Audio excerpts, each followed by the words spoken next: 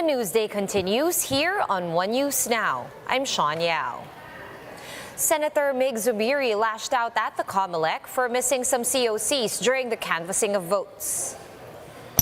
Certificates of canvass from Mandaluyong, Manila, Cagayan de Oro, and Sulu were missing at today's canvassing.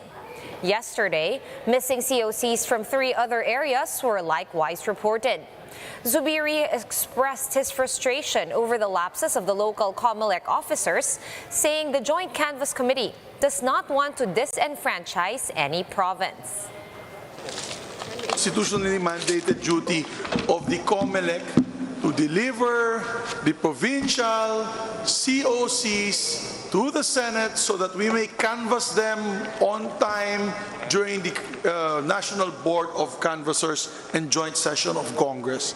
How difficult is that to do?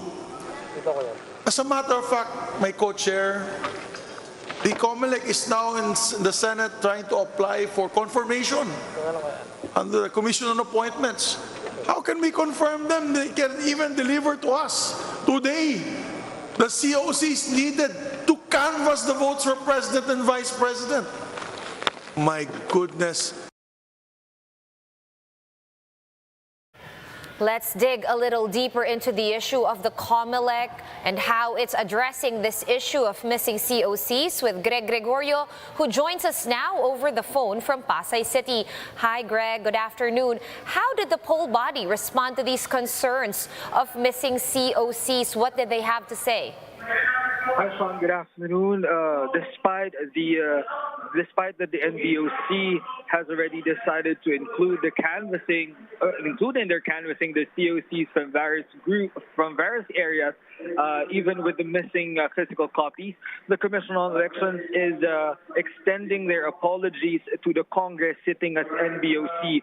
Commissioner Marlon Casquejo said they do think that this is not acceptable as it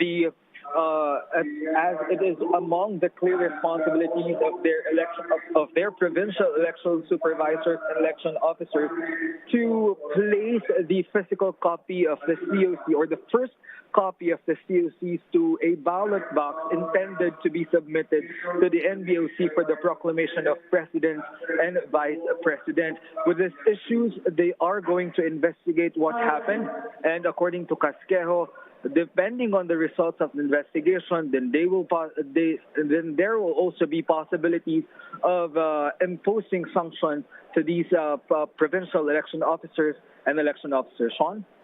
Right, and of course, we know that special elections in Lanao del Sur had just concluded yesterday. Has the canvassing of votes from the province started, and are there any issues so far with the returns?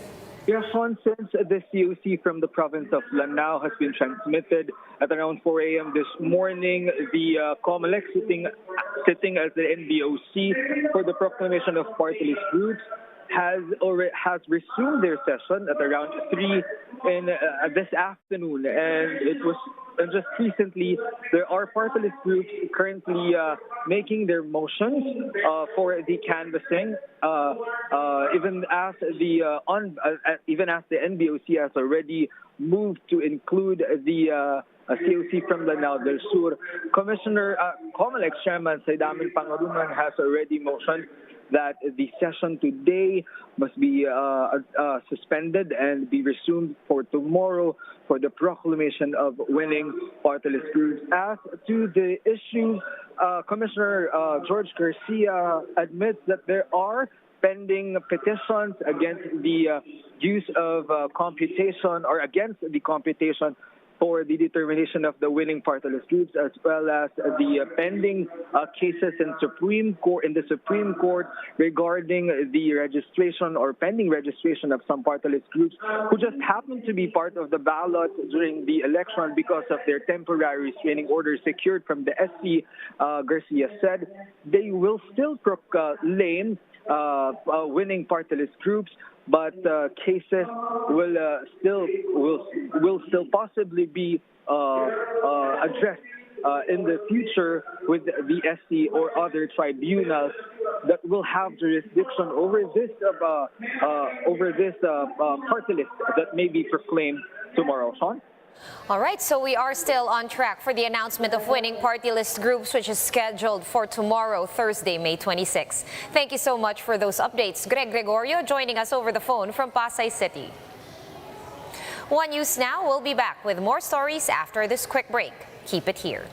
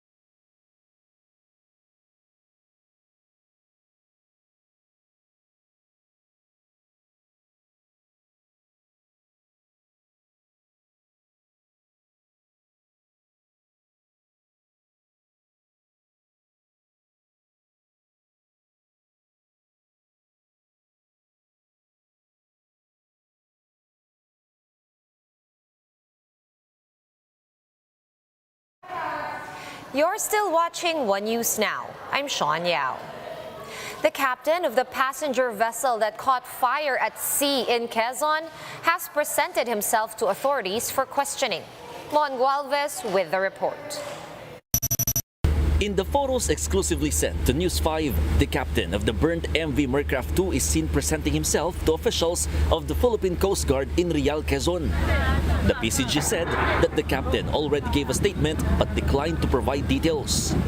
The agency also clarified that the captain was not detained but was only asked to provide the testimony. That's because his mom was also among those who died in the tragedy.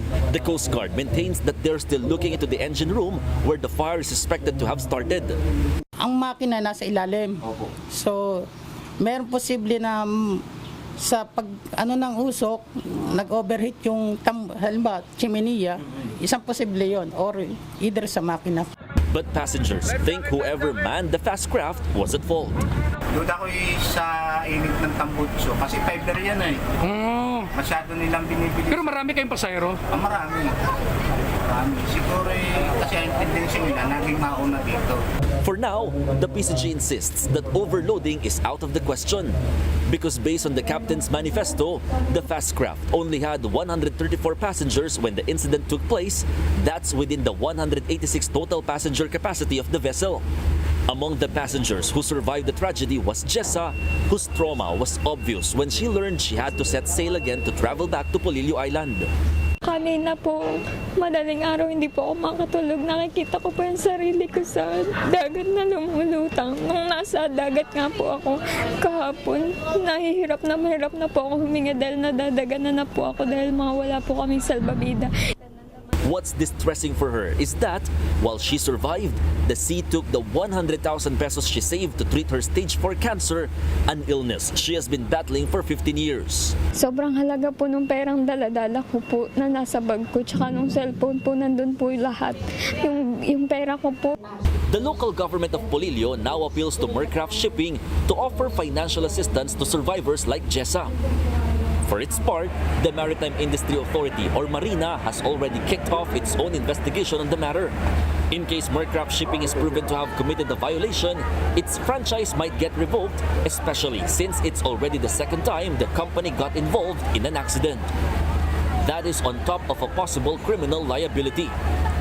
The Department of Transportation has already given concerned agencies 1 week to finish the probe. Whatever the result though, the local government of Polillo maintained that it's no longer allowing Mercraft to stage trips on the island.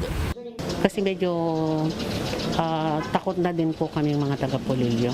Parang extraordinary na po itong nangyari. For News 5, Mon Gualvez, we are One News.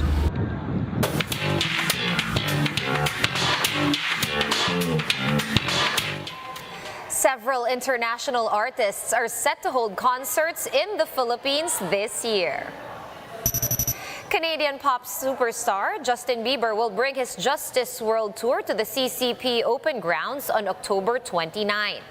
Pop rock band Lainey is also coming to Manila in November as part of their 2022 Asia Tour. This will be the band's first visit to Asia in 3 years. Irish boy band Westlife will also be performing at the Smart Araneta Coliseum on February 20 of next year. Let's now take a quick look at today's other top stories.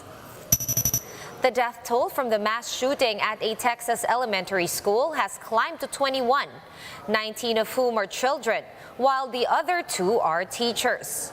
The suspect, 18-year-old Salvador Ramos, was later on killed by the police in a shootout. Authorities say that his motive for the attack remains unclear. The camp of presumptive President Bongbong Marcos has nominated lawyer and vlogger Trixie Cruz Angeles as the next PCOO secretary. Marcos Jr. spokesperson Attorney Vic Rodriguez says Angeles has accepted the nomination. Ang has previously served as a social media strategist for the PCOO from 2017 to 2018. And the MRT3 management is extending its free rides program for the 3rd straight month, or until June 30. According to the management, this program extension will allow them to further test the train line's capacity and performance. For more updates, visit News 5, The Philippine Star, and Business World online. Visit our website, onenews.ph, for more in-depth analysis. You can also catch One News on the Signal Play app. Register for a free account at www.signalplay.com and stream One News live anytime, anywhere. Masks on, wash hands, and stay safe, Philippines. I am Sean Yao. We are One News.